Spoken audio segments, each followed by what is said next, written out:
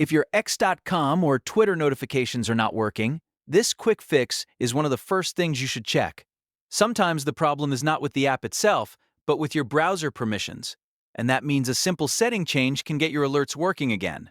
In this video, I'll show you exactly how to check and allow notifications for X.com so you can start receiving updates properly.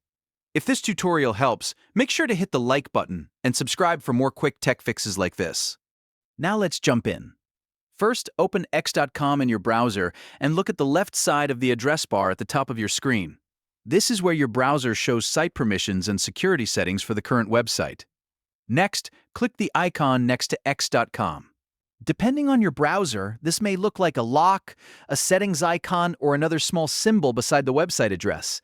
Once you click it, a small menu should appear with the permissions for that site. In that menu, look for the notifications setting.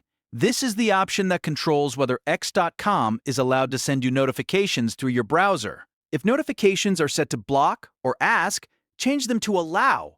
Make sure you are selecting the settings specifically for X.com so the browser knows you want alerts from this site. After you change it, refresh the page if needed and then test your notifications again.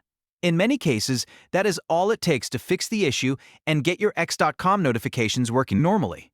If you still are not seeing alerts, double-check that your browser's own notification settings are enabled as well, because both the website permission and the browser permission need to cooperate. But for this fix, the main step is simple. Click the icon next to X.com in the address bar and verify that notifications are set to allow. That small change can make a big difference. If this video helped you solve the problem, don't forget to like the video and subscribe for more easy step-by-step tutorials. Thanks for watching, and I'll see you in the next one.